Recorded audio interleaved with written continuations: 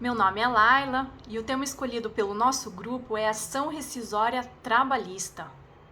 Podemos afirmar que existem diferentes meios de impugnação a decisões judiciais que não são apenas os recursos.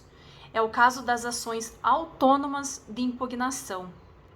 Essas ações são demandas que se prestam a atacar decisões judiciais, formando uma nova relação processual. A ação rescisória, tema do nosso trabalho, é a principal das ações autônomas de impugnação, tendo previsão nos artigos 966 e seguintes do Código de Processo Civil. A CLT prevê a admissibilidade de ajuizamento da ação rescisória no âmbito da Justiça do Trabalho, entretanto, manda aplicar os dispositivos do CPC. Assim, todos os requisitos exigidos pelos artigos 966 e seguintes do CPC para a admissibilidade e o processamento da ação rescisória também são aplicáveis ao processo do trabalho. A ação rescisória, ela pode ser conceituada como uma ação que busca desconstituir decisão de mérito, decisão terminativa que impeça a repropositura de demanda ou pronunciamento que inadmita recurso, qualquer deles transitado em julgado, por razões de invalidade ou injustiça. Portanto, é uma ação cuja finalidade primordial é ser constitutiva negativa, pois busca atacar uma decisão por determinadas razões. A ação rescisória é cabível em face de decisão de mérito. Conforme o artigo 966 do CPC, que prevê a decisão de mérito transitada em julgado, esta pode ser rescindida. No CPC de 73, o artigo que cuidava do cabimento da ação rescisória previa seu uso em face de sentença de mérito, transitado em julgado, e não de decisão de mérito, como estabelece o artigo 966 do CPC. O vocábulo do CPC anterior, de 73, ele foi infeliz, porque, na verdade, existem diversos tipos de pronunciamentos judiciais, conforme prevê o artigo 203 do CPC vigente. Se o artigo 966 tivesse repetido o vocábulo do CPC anterior de 73, a ação rescisória seria cabível em tese apenas em face das sentenças. Por isso, o artigo 966 do CPC vigente, ao cuidar do cabimento da ação rescisória, corretamente menciona decisão e não sentença, o que também engloba as decisões monocráticas e os acórdãos. Vale destacar que há dois tipos de pronunciamento judicial regulados no artigo 203, como atos do juiz, mas que podem ser proferidos nos tribunais, que são os despachos e as decisões interlocutórias. Os despachos são pronunciamentos sem caráter decisório, tanto assim que sequer estão sujeitos a recurso, conforme o artigo 1001 do CPC. Assim, não estão sujeitos à ação rescisória. Já as decisões interlocutórias, caso apreciem em alguma medida o mérito, são passíveis de ação rescisória. Podemos falar como exemplo uma decisão interlocutória proferida no julgamento antecipado parcial de mérito, na forma do artigo 356 do CPC. Trata-se de decisão interlocutória, mas que cumpre um papel análogo ao da sentença por decidir uma parcela de mérito. As decisões terminativas, por não resolverem o mérito, em princípio não impediriam novas demandas para discutir o direito material. No entanto, embora o caput do artigo 966 do CPC assim disponha, há decisões que não são de mérito, mas que estão sujeitas à ação rescisória. Isso pode ser extraído do artigo 966, parágrafo 2º. Eu sou José Zenildo e vou falar para vocês sobre o trânsito em julgado e sobre competência e legitimidade na ação rescisória. Para que caiba a ação rescisória em face de alguma decisão judicial, é imprescindível ter havido o trânsito em julgado. Relembrando que trânsito em julgado é o fenômeno que se dá quando a decisão final da lide tem o esgotamento de todos os recursos cabíveis, ou o prazo para recurso correu em branco, ou seja, não houve recurso dentro do prazo. Assim, se a decisão ainda não transitou em julgado, em princípio pode ser interposto algum outro recurso em face desta que não seja a ação rescisória. Agora sobre competência e legitimidade. A ação rescisória possui algumas regras especiais sobre competência quando comparada com outras ações em geral, pois trata-se de demanda de competência originária dos tribunais. É o caso, em primeiro lugar, do STJ e do STF. Vejamos, conforme os artigos 102, inciso 1º, a linha J e artigo 105, inciso 1º, a linha E da Constituição, verifica-se que estão previstos entre as competências originárias desses tribunais o processamento e o julgamento das rescisórias de seus julgados. Já o artigo 108 da Constituição institui as competências dos tribunais regionais federais, prevendo, em seu inciso 2º, a linha B, que estes serão competentes para as rescisórias dos seus julgados, bem como as dos julgados dos juizados federais. Diante dessa regra, constata-se que a ação rescisória é demanda de competência originária dos tribunais, como já dito, visto que a Constituição não institui tal competência originariamente para a Justiça Federal de primeiro grau. É fundamental também verificar qual é o julgado rescindendo. Por exemplo, se o objetivo da rescisória é impugnar acórdão do STF, que julgou o mérito de recurso extraordinário, trata-se de ação em face de julgado do STF, e por isso a competência é desse Tribunal Superior. No entanto, se ao acórdão de recurso extraordinário consagrar inadmissão de tal recurso, e o propósito da rescisória for atacar a decisão de mérito, sua competência não será do STF, mas sim do Tribunal de Justiça ou do Tribunal Regional Federal em que foi proferido o acórdão de mérito. Por fim, quanto à legitimidade, o artigo 967 do CPC define quem é o legítimo para propor a ação rescisória. No inciso 1º, quem for parte do processo ou o seu sucessor a título universal ou singular.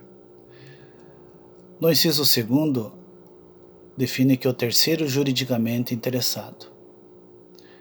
No inciso 3º, o Ministério Público do Trabalho nas seguintes situações: se não foi ouvido no processo em que lhe era obrigatória a intervenção, quando a decisão rescindenda é o efeito de simulação ou de colusão das partes a fim de fraudar a lei. Em outros casos, em outros casos em que se imponha a sua atuação, ou seja, a atuação do Ministério Público Federal. Obrigado. Olá, eu sou a Milene Sasso. Eu vou falar um pouco sobre as hipóteses de admissibilidade da ação rescisória. No artigo 966 do Código de Processo Civil consta um rol taxativo dos casos em que a decisão de mérito já transitada e julgada poderá ser rescindida. A primeira hipótese, apresentada no inciso 1º, é de quando se verificar que a decisão foi proferida por força de prevaricação, concussão ou corrupção do juiz. No inciso 2º, se institui o cabimento dessa ação na falta de pressuposto processual de validade, quando a decisão for proferida por um juiz impedido ou absolutamente incompetente. O inciso 3º, por sua vez, trata de dolo ou coação da parte vencedora ou de conluio ou simulação entre as partes. E o inciso 4º admite a presente ação quando houver ofensa à coisa julgada. O 5º inciso institui o cabimento da rescisória caso o julgado que se busca rescindir tenha ofendido manifestamente uma norma jurídica. Aqui nós fazemos um apontamento. A gente viu que é cabível a ação rescisória quando a decisão violar manifestamente uma norma jurídica, então nesse sentido cabe a ação rescisória contra a decisão baseada em enunciado de súmula ou de acórdão proferido em julgamento de recurso repetitivo. Digo isso porque o CPC de 73 e o antigo entendimento do STJ afirmavam que não cabia ação rescisória contra a violação de súmula, mas agora cabe. Os incisos 6 e 7 do artigo 966 tratam de cabimentos de ação rescisória ligados a questões probatórias.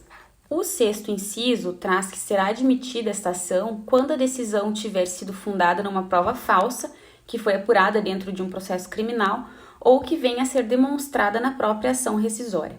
E o 7º, que quando o autor obtiver, após o trânsito em julgado, uma nova prova capaz de por si só lhe assegurar uma decisão favorável, cuja existência ele desconhecia ou que ele não pôde fazer uso durante o processo. E o último inciso, o 8º, se dá fundado em erro de fato verificado no exame dos autos. O erro ele deve ser apurável de imediato pelo simples exame de algum documento.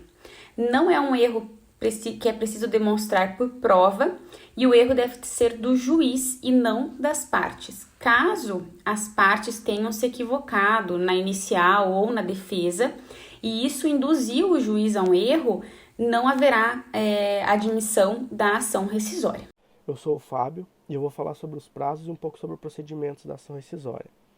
Bom, como ela é uma demanda que visa desconstituir a coisa julgada, o legislador colocou um prazo nela para que ela possa garantir o mínimo de segurança jurídica. Bom, o artigo 975 do CPC, aplicável nesse caso, prevê que a regra geral do prazo é de 2 anos após o trânsito em julgado da última decisão do processo. Ele é um prazo decadencial, considerando que é o próprio direito à ação que se extingue. O prazo é contado em dias corridos, e ele começa a contar no próprio dia do trânsito em julgado, mas ele será prorrogado até o próximo dia, caso caia num feriado, no final de semana ou em algum dia que não tenha expediente forense. Quando a ação rescisória se fundar em prova nova, o termo inicial do prazo vai ser a descoberta dessa prova nova, por força do artigo 975, parágrafo 2º, e deve ser observado o prazo máximo de 5 anos, contado do trânsito em julgado da última decisão proferida no processo. Já o parágrafo 3º desse mesmo artigo diz que nas hipóteses de simulação ou colusão das partes, o prazo começa a contar para o terceiro prejudicado e para o Ministério Público que não interveio no processo a partir do momento em que se tem ciência da simulação ou da colusão. A petição inicial ela deve conter todos os requisitos do artigo 319 do CPC, devendo o autor acumular ao pedido da rescisão, se for o caso, o de novo julgamento do processo e realizar o depósito prévio que se converterá em multa, caso a ação seja, por unanimidade de votos, declarada inadmissível ou improcedente. Outros 2 requisitos ainda são exigidos para o autor: a identificação de qual decisão de mérito, com trânsito em julgado, deseja desconstituir, e caso não seja de mérito, indicar em qual hipótese do parágrafo 2º do artigo 966 do CPC ela se enquadra, e invocar alguma das hipóteses de admissibilidade do rol taxativo do 966 do CPC. É perceptível que, pela quantidade de requisitos técnicos, fica inviável o uso do ius postulandi. É por isso que o TST, na súmula 425, proibiu o seu uso na ação rescisória. Sobre o valor da causa, nós temos a Instrução Normativa 31 de 2007 do TST. O artigo 2º diz que o valor da causa da ação rescisória que visa desconstituir a decisão da fase de conhecimento corresponderá, no caso de improcedência, ao valor dado à causa do processo originário ou aquele que for fixado pelo juiz, e no caso de procedência, total ou parcial, ao respectivo valor arbitrado à condenação. E o artigo 3º diz que o valor da causa da ação rescisória que visa desconstituir a decisão na fase de execução corresponderá ao valor apurado em liquidação de sentença. Quanto ao depósito prévio, tivemos uma alteração pela Lei 11.495 de 2007, que alterou a redação do artigo 836 da CLT. Passou a exigir o depósito prévio de 20% da causa, salvo a prova de miserabilidade jurídica do autor. Há julgados do TST que vem decidindo que deve ser feita a intimação da parte autora para regularizar o depósito prévio caso esteja presente algum vício. E a resolução 154 do TST reverte o valor depositado em favor do réu a título de multa, caso haja julgamento improcedente ou inadmissível por unanimidade de votos. A ação rescisória ela não possui efeito suspensivo, ou seja, ela não paralisa a execução da sentença. E após citação do réu, ele tem de 15 a 30 dias para apresentar a sua resposta. Não ocorre a confissão ficta no caso de revelia, porque conforme a súmula 398 do TST, na ação rescisória o que se ataca é a decisão, ato oficial do Estado, acobertado pelo manto da coisa julgada. Assim, é considerado que a coisa julgada envolve questão de ordem pública. A revelia não produz confissão na ação rescisória. Concluída a instrução, será aberto prazo de 10 dias para o autor e para o réu apresentarem alegações finais. E se a ação rescisória for julgada procedente, o tribunal vai desconstituir a decisão anterior. E caso haja pedido de novo julgamento, proferirá nova decisão. Boa noite, pessoal. Eu sou a Camila e eu vou falar agora sobre as hipóteses de indeferimento da ação rescisória trabalhista. Pois bem, haverá um indeferimento da inicial quando o autor não efetuar o depósito de 20% do valor da causa a título de multa, assim como não observar o artigo 330 do CPC, qual seja, quando o autor carecer de interesse processual, quando a petição inicial for inepta, ou seja, faltar-lhe pedido, causa de pedir, ou for o pedido indeterminado, salvo as hipóteses que permitem, um pedido genérico, quando a narração dos fatos não permitir uma conclusão lógica, quando os fatos forem incompatíveis entre si, quando houver ilegitimidade da parte, quando não forem atendidas as prescrições do artigo 106 sobre a postulação do advogado em causa própria, e o artigo 321 a respeito da análise do juiz, quanto aos requisitos postulados no artigo 319 do CPC. Quanto à decisão e recurso da ação rescisória, no tocante à decisão, após a análise de admissibilidade, será analisado o juízo reincidente. O artigo 494 do CPC traz: julgando procedente a ação, o juiz rescindirá a sentença e proferirá, se for o caso, novo julgamento e determinará a restituição do depósito. Se, ao contrário, a ação for declarada inadmissível e improcedente, o valor depositado será revertido em favor do réu. Quanto aos recursos, caberá da decisão que julgou a ação rescisória, se ela conter vícios, como contradição, obscuridade ou omissão, caberá então embargos de declaração, conforme o artigo 897-A da CLT e artigo 535 e 536 do CPC, que implicará no efeito interruptivo. Caso a decisão seja proferida pelo TRT, então caberá um recurso ordinário para o TST, observando, claro, os aspectos de competência. Então, se o recurso ordinário for interposto em face de uma decisão sobre a ação rescisória proferida em dissídio coletivo, então a competência será da SDC. Caso o recurso ordinário for interposto em decisão sobre ação rescisória proferida de dissídio individual, então a competência originária será do SDI. Então, por fim, a ação rescisória ela não se confunde com o recurso, apesar de aspectos semelhantes. Ela, então, é um meio de impugnação de uma decisão judicial, ela faz uma outra relação processual, ou seja, fora do processo onde houve a decisão impugnada. Então, a ação rescisória é uma ação especial, sim, com previsão, inclusive, em sede constitucional, que destina a atacar a coisa julgada.